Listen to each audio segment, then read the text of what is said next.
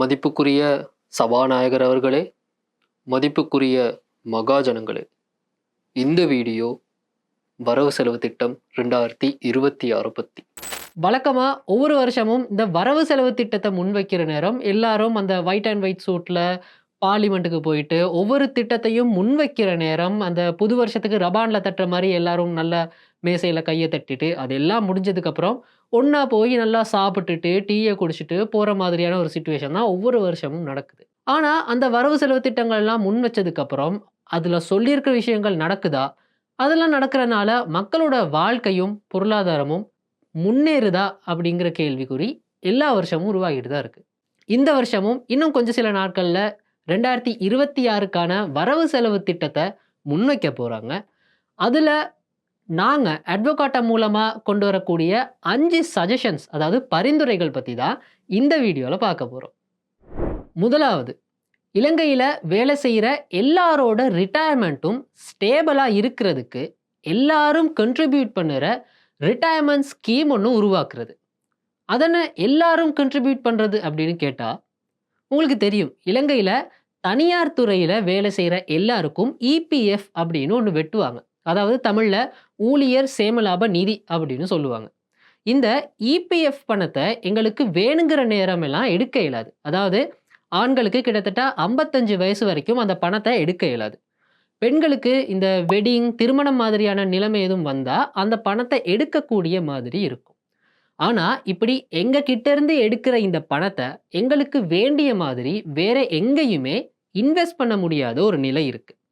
அந்த பணத்தில் பெரும்பாலான அளவு மத்திய வங்கியால் ரிலீஸ் பண்ணுற இந்த ட்ரெஷரி பில்ஸ், ட்ரெஷரி பாண்ட்ஸில் தான் இன்வெஸ்ட் பண்ணப்படுது. அதில் இருந்து கிடைக்கிற இந்த வட்டி தான் காலம் காலமாக இந்த இபிஎஃப் இடிஎஃப்ல ரோல் ஆகிட்டு இருக்கு. ஸோ எங்களுடைய பரிந்துரை என்னன்னா, ஃபண்ட் மேனேஜர்ஸ் மூலமாக இதை மேனேஜ் பண்ணுறது. அதாவது கம்பெனி வச்சிருக்கிற எல்லார்கிட்டையும் கொடுக்கறது இல்லை, இதுக்காகவே லைசன்ஸ் வச்சிருக்கிற இதில் எக்ஸ்பீரியன்ஸ் இருக்கிற ஃபண்ட் மேனேஜிங் கம்பெனிஸை செலக்ட் பண்ணி அவங்க மூலமாக இந்த ரிட்டையர்மெண்ட் ஃபண்டை மேனேஜ் பண்ணுறது. அதாவது உங்களுக்கு இபிஎஃப் இடிஎஃப்ல கிடைக்கிறது 12% இருந்தால் ஒரு நல்ல ஃபண்ட் மேனேஜர் மூலமாக அதை வேறு இடங்களில் இன்வெஸ்ட் பண்ணி 12%க்கு மேலே வருமானமாக எடுக்கக்கூடிய வாய்ப்பு உருவாகும். ஒரு ஃபண்ட் மேனேஜர் கிட்ட பேசி எங்களுக்கு வேண்டிய மாதிரி வேண்டிய இடத்துல இன்வெஸ்ட் பண்ணக்கூடியதாக இருக்குமா இருந்தால் இந்த ஷேர் மார்க்கெட், ஸ்டாக் மார்க்கெட்டில் டெய்லி போய் செக் பண்ணுறவங்களுக்கு வேணுங்கிற இடங்களில் இன்வெஸ்ட் பண்ணி வருமானம் எடுக்கலாம். அதே மாதிரி ப்ரைவேட் கம்பெனிஸில் வேலை செய்கிறவங்களுக்கு இருக்கிற ஒரு பயம்தான், திடீர்னு எங்களை வேலையை விட்டு தூக்கிட்டா என்ன பண்ணுறது, எங்களுக்கு இந்த வேலையெல்லாம் இல்லாமல் போயிட்டா என்ன பண்ணுறது அப்படிங்கிறது. இதுக்கு நாங்கள் சொல்லுகிற ஒரு பரிந்துரை தான் அன்எம்ப்ளாய்மெண்ட் இன்சூரன்ஸ் ஸ்கீம் கொண்டு வர்றது. இதுக்கு எப்படி கண்ட்ரிபியூஷன் கிடைக்கும்னா, நாங்கள் வேலை செய்கிற நேரம் எங்கள் சம்பளத்தில் ஒரு % வெட்டுப்படும். அதோட அந்த கம்பெனியால் ஒரு குறிப்பிட்ட அளவு அமௌண்ட் போடுவாங்க. அதோட சேர்த்து அரசாங்கமும் ஓரளவு பணத்தை தரும். இப்படி தான் இந்த அன்எம்ப்ளாய்மெண்ட் இன்சூரன்ஸ் ஸ்கீமுக்கு கண்ட்ரிபியூஷன் நடக்கும். ஸோ ஒரு தனியார் கம்பெனியில் வேலை செய்கிறவருக்கு அந்த கம்பெனியை திடீர்னு மூடிட்டாலோ இல்லை அவருக்கு வேலை இல்லாமல் போயிட்டாலோ அடுத்த 6 மாதத்துக்கோ இல்லை 1 வருஷத்துக்கோ அவருக்கு வேலை கிடைக்கிற வரைக்கும் இந்த இன்சூரன்ஸ் ஸ்கீம் மூலமாக அவரோட வாழ்க்கையை அவர் நடத்தக்கூடியதாக இருக்கும். இதுவும் எங்களோட பரிந்துரைகளில் ஒன்று. ப்ரைவேட் கம்பெனிஸில் வேலை செய்கிறவங்களுக்கு இது எல்லாமே ஓகேன்னு வச்சுக்கொள்ளுமே. அப்போ கவர்மெண்ட் வேலை பார்க்குறவங்களுக்கு என்ன நடக்கும்னு ஒரு கேள்வி உருவாகுது. அதுக்கும் ஒரு சஜஷன் நாங்கள் சொல்கிறோம். தனியார் துறையில் வேலை செய்கிறவங்களுக்கு இபிஎஃப் இடிஎஃப்னு இருக்கிற மாதிரி அரசு அதிகாரிகளுக்கு பென்ஷன் இருக்குது. பொதுவாக இந்த பென்ஷனில் அதிகமான பங்கு அரசாங்கத்தோட செலவில் தான் இருக்குது.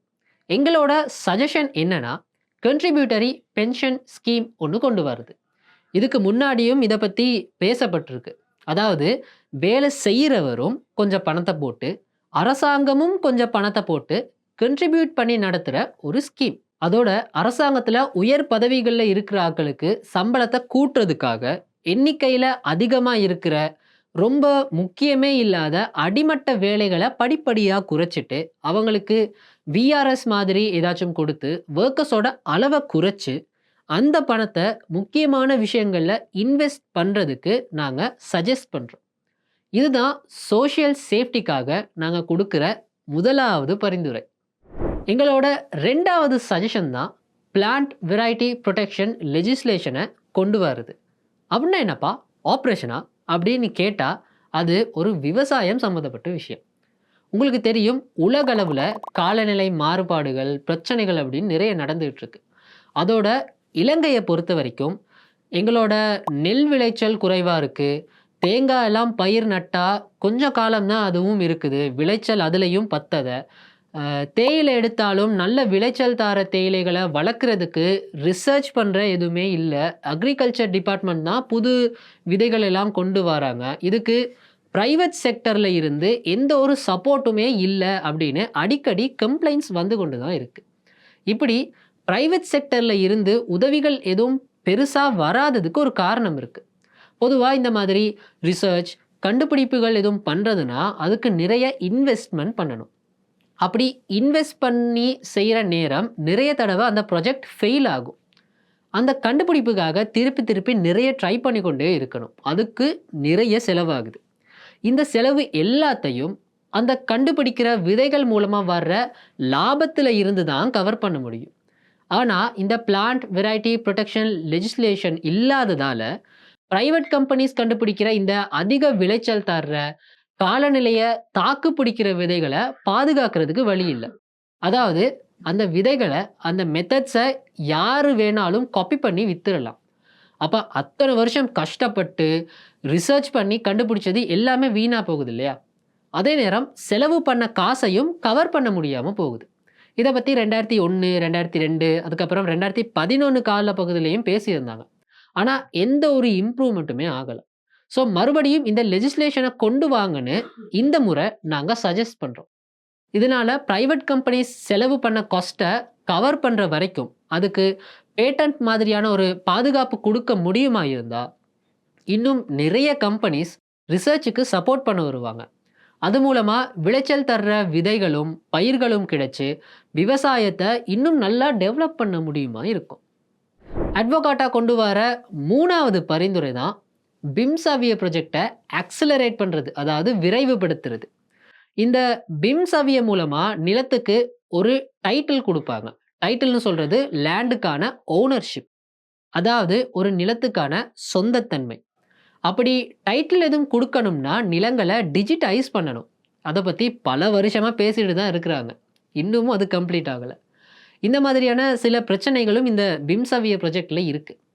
உதாரணமாக நிலங்கள் மட்டும் கிட்டத்தட்ட 16 மில்லியன் இருக்குன்னு இந்த ப்ராஜெக்ட் மூலமாக தெரிய வந்திருக்கு. ஆனால் வெறும் 1 மில்லியன் நிலங்களுக்கு மட்டும்தான் டைட்டில் கொடுத்து இருக்காங்க. இந்த ஸ்பீடில் போனால் எங்கள் எல்லாருக்கும் டைட்டில் கிடைக்க ஒரு 200-300 வருஷம் சரி ஆகும். ஸோ இந்த மாதிரி இருக்கிற சில பிரச்சனைகள் எல்லாத்தையும் சால்வ் பண்ணி சரியான லீகல் ஃப்ரேம் ஒர்க் ஒன்று கொண்டு வரணும். ஏன்னா இப்போ இருக்கிற இந்த டீட் மெத்தடுங்கிறது நடக்கிற காரியம் இல்லை. ஆனால் எல்லாருக்கும் ஒரு டைட்டில் இல்லைன்னு சொன்னால் நிலத்துக்கு ஒரு ஓனர்ஷிப் இருக்குமா இருந்தால் அதை வச்சு ஒரு பிஸ்னஸ் பண்ணுறதோ இல்லை லோன் எடுக்கிறதோ ஈஸியாக இருக்கும். கிரெடிட்ஸ் நிறைய எடுக்கும்போது எங்களோட பொருளாதாரமும் விரிவடையும். இதுக்கு தேவையான ப்ராசஸ் என்ன, என்ன சட்டங்களை மாற்றணும், எப்படி கம்ப்ளீட் பண்ணுறதுன்னு எங்ககிட்ட டீட்டெயில்டு ரிசர்ச்சும் இருக்குது. ஸோ இதை எவ்வளவு சீக்கிரமாக அக்சலரேட் பண்ணுறீங்களோ அந்தளவு எங்களோட பொருளாதாரத்துக்கு நல்லது. இதுதான் எங்களுடைய 3வது பரிந்துரை. ஜனாதிபதி அனுரகுமார திசாநாயக்க ஆட்சிக்கு வாரதுக்கு முன்னாடியே அவரோட மேனிஃபெஸ்டோவில் சொல்லியிருந்த ஒரு விஷயம்தான் நம்ம எல்லாருக்குமே தெரிஞ்ச மாதிரியான வீடு கட்டுறது பற்றி. பொதுவாக இலங்கையில் சின்னதாக ஒரு வீடு கட்டுறதுக்கு ட்ரை பண்ணாலும் விலையெல்லாம் பார்த்ததுக்கப்புறம் லைட்டாக நெஞ்சு வலிக்க தொடங்கிடும். ஏன்னா டைல், பாத்வேர், சிமெண்ட், ஸ்டீல்னு எல்லாம் அவ்வளவு விலையாக இருக்குது. ஏன் விலையாக இருக்குதுன்னு கேட்டால் அதுகளுக்கான தீர்வை வரி அவ்வளவு அதிகமாக இருக்குது. இதனால தான் வெளிநாட்டில் இருந்து கன்ஸ்ட்ரக்ஷனுக்காக இருந்தாலும் இல்லை இன்வெஸ்ட்மெண்ட்டுக்காக இருந்தாலும் எந்த கம்பெனிஸும் வருதில்லை அப்படின்னு எங்கள் ஜனாதிபதியும் சொல்லியிருந்தார். இலங்கையோட முதலீட்டு சபையோட தலைவரும் சொல்லியிருந்தார்.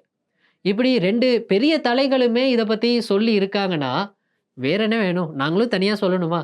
எங்களோட 4வது பரிந்துரையும் இதுதான். நாங்கள் பல காலமாக சொல்லிட்டு வர மாதிரி வீடு கட்டுறதுக்கு தேவையாக இருக்கிற இந்த சிமெண்ட், ஸ்டீல், டைல், பாத்வேருக்கான தீர்வை வரிகளை குறைச்சாலே போதும். ஏன்னா வாழ்றதுக்கு ஒரு நல்ல வீடு கூட இல்லாட்டி அதை விட ஒரு பெரிய கொடுமை ஒரு நாட்டு மக்களுக்கு இருக்காது.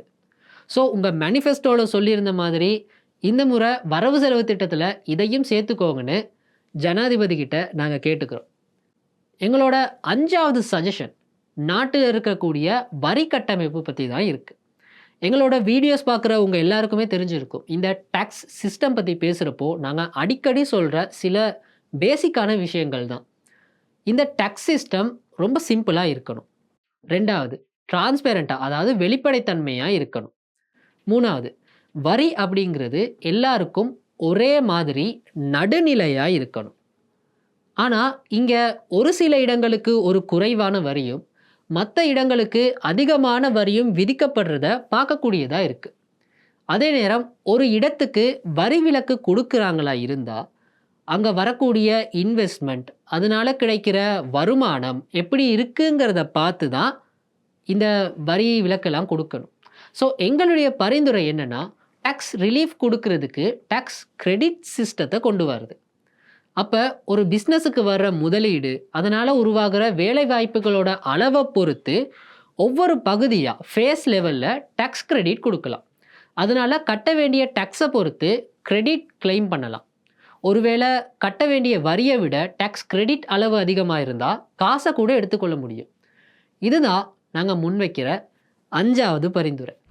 இந்த 5 பரிந்துரைகளுக்கு மேலே இன்னும் நிறைய பரிந்துரைகள், இந்த பரிந்துரைகளை பற்றின டீட்டெயில்டான ரிசர்ச் எங்ககிட்ட இருக்குது. அதை பற்றின ஒரு பெரிய சமரி, ஒரு 10-12 பேஜுக்கான ஒரு சமரியை எடுத்து தான் நாங்கள் இதை எங்களுடைய ஜனாதிபதிக்கும் எங்களுடைய நிதி அமைச்சருக்கும் இதை கொடுத்துருக்கிறோம். இதே மாதிரியான detail research works, economic details பற்றி நீங்களும் தெரிஞ்சுக்கொள்ளணுமா இருந்தால் எங்களுடைய சேனலை சப்ஸ்கிரைப் பண்ணுங்கள்.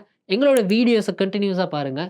யூடியூப் மட்டும் இல்லாமல் ஃபேஸ்புக், இன்ஸ்டாகிராம், டிக்டாக் மாதிரியான எல்லா சோஷியல் மீடியாஸையும் ஃபாலோ பண்ணுங்கள்.